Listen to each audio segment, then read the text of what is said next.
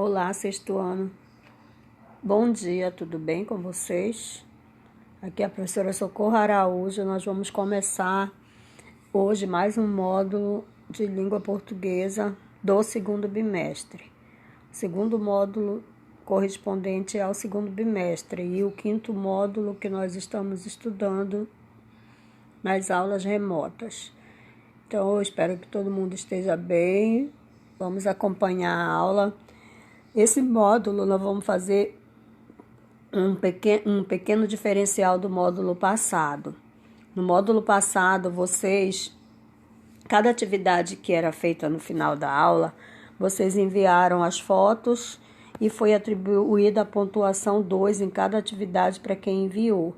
Neste módulo será diferente, nós teremos 4 aulas a partir de hoje, na terça-feira. Nós teremos aula terça, quarta, quinta e sexta. As aulas de assunto, vocês não vão precisar enviar as fotos das atividades. Você resolve, mas não envia, só para você estudar. Você vai enviar foto só da última aula, que no caso vai ser a sexta-feira, vai ser a aula com a avaliação. Então, essa avaliação ela deve ser enviada. É a primeira avaliação valendo 8.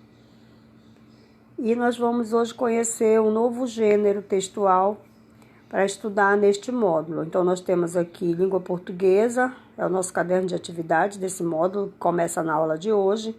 Segundo módulo correspondente ao segundo bimestre e quinto módulo na sequência das aulas remotas. Vamos para a nossa primeira folha apresentando o gênero. Nós vamos estudar hoje o gênero textual relato de memórias. Quem aqui já ouviu falar em memórias? Acredito eu que todo mundo lembre da palavra memória. Quando você vê essa palavra aqui, memórias, remete a algo que fica memorizado. Quando você vive alguma coisa marcante, você não esquece. E aí você tem as suas memórias. Quando você começa a contar isso para alguém, você vai ter um relato. Esse relato pode ser oral ou escrito. Vamos conhecer melhor o gênero. Relato de memórias. É um texto narrativo escrito em prosa, porque você vai ver que ele é formado por linhas e parágrafos, que apresenta um fato ou acontecimento marcante na vida de uma pessoa. Nesse gênero textual, nós podemos sentir as emoções e sentimentos expressos pelo narrador. Narrando em primeira pessoa, epoca passada para relembrar pessoas que foram importantes em sua vida. Por esse motivo, temos um texto que apresenta, entre outras características, memória e assuntos pessoais. Claro que quem tem uma memória, quem tem algo para contar, é muito particular, por isso que tem a ver aqui com dizer que são assuntos pessoais. Como todo texto narrativo, o relato de memória apresenta narrador, personagens, enredo, tempo e espaço bem definidos, onde o narrador torna-se o protagonista, que é o personagem principal da história. Vamos conhecer algumas características dos relatos de viagem. A primeira característica apresenta comparações entre o presente e o passado. Se eu estou relatando algo que eu já vivi, eu posso estar comparando, dizendo mais ou menos assim, naquele ano, ou naquela época, ou naquele tempo, não é como é hoje. Então, você faz a comparação entre o passado e o presente. Há palavras e expressões que indicam uma época, situando o leitor no tempo passado. Nós usamos adequadamente os versos no pretérito passado, que é no pretérito perfeito e imperfeito, ou seja, se o relato de memória é no passado, os verbos, o que você está contando, você já viveu, então os verbos vão aparecer no passado. Refere-se a objetos, lugares e modos de vida que já não existem, acontecimentos, fatos e outros. Quanto mais velha a pessoa for, mais memória ela terá. Então, essa parte aí dos objetos antigos são para as pessoas que são mais velhas. Se você aí que está no sexto ano vai falar um pouco dos seus relatos de memórias, Com certeza as palavras ainda não são tão antigas, não serão antigas, mas quanto mais velha a pessoa, mais palavras antigas vão aparecer. Evidenciam sentimentos, emoções e impressões sobre os acontecimentos e fatos. Descreve, quando necessário, o que querem dizer certas expressões antigas ou o significado de certas palavras em desuso. Expressões em primeira pessoa usadas pelo narrador, como eu vivi numa época em que, são exemplos de frases que se usam, que as pessoas usam nos relatos de memórias. Verbos que remetem ao passado, como lembrar, reviver. Esses verbos aí, quando eu digo ainda lembro, aí é um verbo que remete ao passado. Ou então, vou reviver minhas memórias. Esse verbo reviver remete ao passado também. Palavras utilizadas na época evocada como vitrola. Para as pessoas mais antigas, chamavam vitrola, que hoje em dia a gente chama som, antigamente se chamava vitrola. O flertar, como era falado antigamente, hoje em dia se fala namorar ou paquerar. Expressões que ajudam a localizar o leitor na época narrada. Naquele tempo, é muito comum aparecer no relato de memória essa frase aqui, naquele tempo, porque a pessoa está explicando o tempo vivido. Exemplo, nós vamos conhecer aqui um exemplo de uma memória de uma menina, de uma aluna que está no 6º ano como vocês. Então você pode pensar, mas eu estou assim no 6º ano, eu não tenho muita memória. Só que o que você já viveu e já marcou, você pode relembrar, como ela está relembrando aqui, o primeiro dia de aula dela. Vamos ver o que ela conta? Quando entrei na escola, Neuza Rocha era bem pequena e estava indo para o 2º período. Meu primeiro dia de aula foi muito importante e um pouco chato, pois não conhecia ninguém. Quando cheguei à escola, sabendo que não iria ser na sala de uma amiga que eu já conhecia, a Sabrina, e não ficaria com as minhas irmãs, por isso fiquei muito nervosa. Entrei na sala e a professora me apresentou para os alunos. Todos me receberam muito bem, mas ninguém tinha me chamado para sentar nos grupos que tinha na turma. Fiquei em pé no meio da sala, quando alguém me chamou. Era uma menina chamada Gabriela, que me chamou para brincar com ela e com algumas meninas. Depois que ela me chamou, fiquei mais feliz, pois tinha conseguido uma amizade. Depois do recreio, já tinha me enturmado com todos eles. Com todos, eles eram legais comigo e a professora era super divertida. Quando minha mãe chegou para me buscar, contei que gostei muito da sala e falei que tinha feito uma amizade. Minha mãe ficou bastante feliz, pois a Gabriela era muito legal e até hoje temos contato. Ela é minha melhor amiga e nos conhecemos há 7 anos. Então aqui é o texto da Luísa Wehrmann. Ela estuda o sexto ano, as artes cênicas. Vamos ver um exercício aqui, só foi para vocês verem que uma pessoa da idade de vocês já pode ter uma memória, uma lembrança do dia que ela começou a estudar, assim como vocês. Se fosse pedir para vocês escreverem, tenho certeza que vocês iam contar algum relato de memórias de vocês. Mas na aula de hoje eu ainda não vou pedir para escrever, tá bom? Vamos fazer uma análise de um outro texto de memória aqui na parte do exercício. Exercício. Leia o relato de memória a seguir com bastante atenção, depois responda as questões relacionadas a ele. Vamos passar para a tela do... Continuando aqui. Sua presença em minha vida foi fundamental. Vamos ver de quem se trata.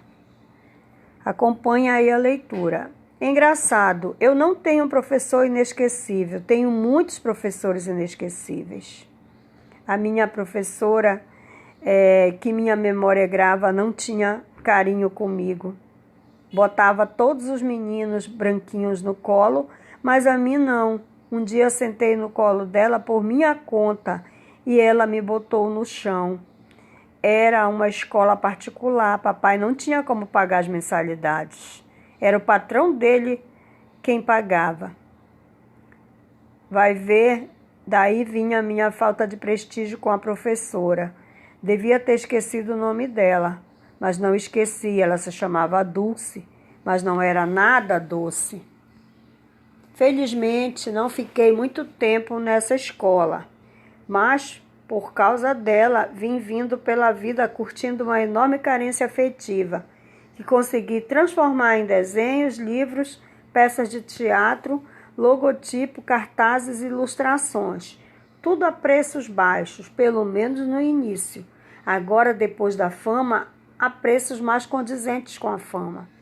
Minha segunda professora marcante foi Dona Glória Dávila, mãe do poeta e escritor mineiro João Etienne Filho. Ela era discípula de Helena Antipoff, que revolucionou o ensino básico de Minas na década de 40. Dona Helena percebeu logo que para mudar a cabeça das professoras mineiras, que tinham ainda penduradas na parede da sala de aula as assustadoras palmatórias. Então formou 150 jovens idealistas e as espalhou por Minas Gerais, com a missão de mudar a escola por dentro. Uma dessas jovens era a Dona Glorinha, que, entre outras, e contra a vontade das velhas professoras do grupo escolar e de sua rabugenta diretora, retirou a palmatória furadinha da parede de minha classe. Só mais tarde foi que percebi a luta de Dona Glorinha, que ela venceu, descobrindo bem mais tarde que sua presença em minha vida tinha sido fundamental para que não a perdesse por aí. A vida, digo. Um domingo fiz a primeira comunhão e não ganhei santinho. Na segunda-feira, ela mandou me chamar na secretaria. Você fez a primeira comunhão ontem, não fez? Como é, meu Deus, como uma pessoa adulta tão importante pôde prestar atenção no menininho pardo fazendo primeira comunhão naquela catedral tão grande, pois minha cidadezinha tinha catedral. Ela aí perguntou, você ganhou um santinho de recordação? Não havia ganho, não. Aí ela abriu a gaveta, tirou um santinho lindo e escreveu uma dedicatória onde lia as palavras brilhante e futuro, que na hora não fizeram o menor sentido para mim. Somente um pouco mais tarde descobri que ela sabia tudo da minha vida. Vinha me observando no meio de centenas de alunos do velho grupo e até já havia mandado chamar meu pai para conversar. Engraçado. Agora, remoendo essas lembranças, descubro que tive uma professora maluquinha. Maluquinha sim. Foi Dona Glorinha Dávila, tão pequenininha, tão frágil, tão bonitinha. Esse texto, olha, quem escreveu? O Ziraldo, o criador do Menino Maluquinho.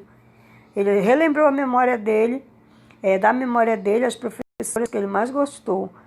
E aí foi tirado da revista Nova Escola, São Paulo, editora Abril, setembro de 98, página 58. Aqui nós temos algumas perguntas sobre esse texto. Primeira questão, explorando o texto. Qual é a estrutura apresentada pelo texto? Ou seja, como ele se forma, você vai dizer se é em verso ou se é em prosa. Vamos pegar a próxima página. Dando continuidade aqui. Quem é o autor do texto e de onde foi retirado? Terceira, por que a primeira professora é inesquecível para Ziraldo? A quarta, a professora Helena Antipoff revolucionou o ensino básico de Minas Gerais na década de 1940. Com que objetivo ela provocou essa revolução? A. Letra B. Como a professora Helena conseguiu atingir seu objetivo? Quinta, releia o trecho a seguir em que Ziraldo refere-se a Dona Glorinha. Então, observe esse trecho que foi tirado do texto. Só mais tarde, vi a luta de Dona Glorinha, que ela venceu, descobrindo, bem mais tarde, que sua presença em minha vida tinha sido fundamental para que não a perdesse por aí. A vida, digo. Letra A. Nesse trecho, quando o narrador diz para que não a perdesse por aí, ele refere-se à professora ou à vida? Tá claro, né? Letra B é pessoal. Em sua opinião, o que ele quis dizer com essa expressão fazendo referência à vida? Em que aspectos, características, as professoras Dulce e Glória são diferentes? E a sétima, que tipo de preconceito podemos identificar no texto? Comente sobre eles. Oitava, em sua opinião, que características possui um professor que o torna inesquecível? Lembrando que o plantão de tirar dúvidas é hoje à tarde, de 2 às 4.